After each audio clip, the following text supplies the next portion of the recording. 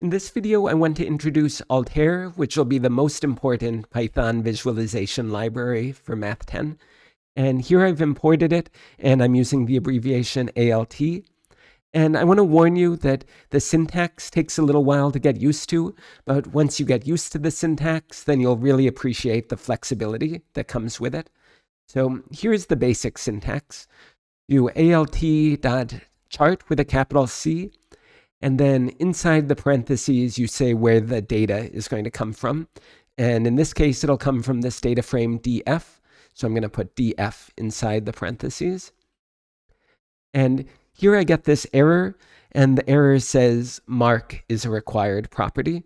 So I need to tell Altair how the data from the data frame should appear, like how to draw the data.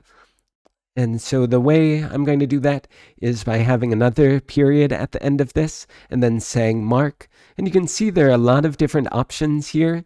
And the one I use most often is mark circle. So I'm going to put mark circle here.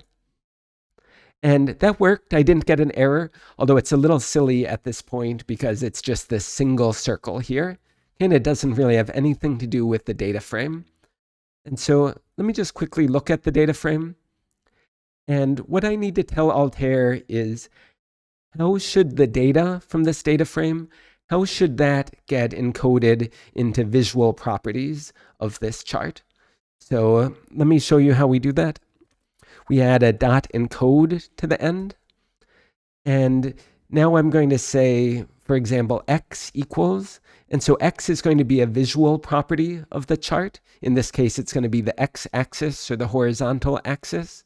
And then I'm going to say, what column in the data frame should this come from? So let me say it comes from the A column. So that's already looking better.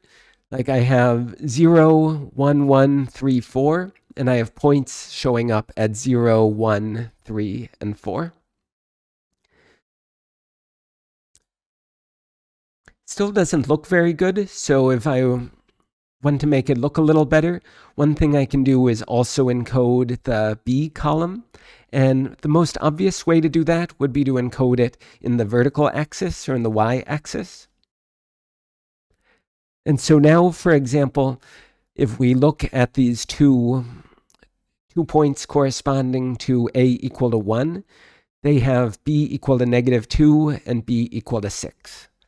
And if I come here, I see there's this point 1, -2, and this point 1, 6. Okay, so now they're getting visualized separately since now they don't agree in the y coordinate.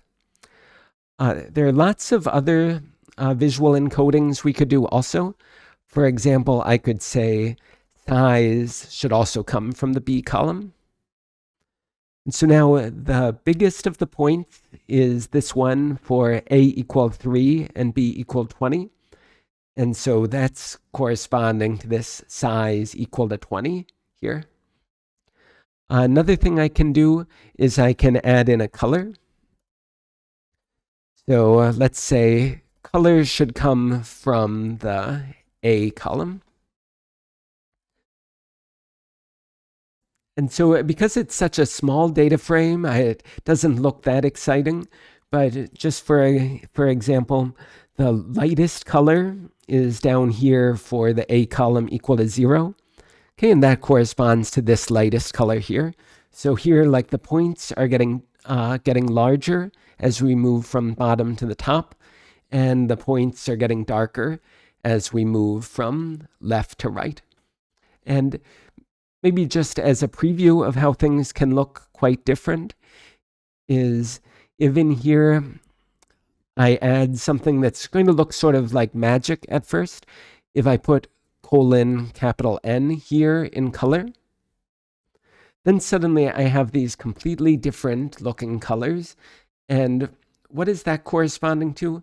Well, this is an abbreviation for telling Altair, don't think of these A values as, for this particular color encoding, don't think of these A values as like the size of the values mattering. Instead, just think about like the distinct values. So the fact that 0 and 1 are closer than 1 and 3, okay, that's not going to have anything to do with how the color appears in this case.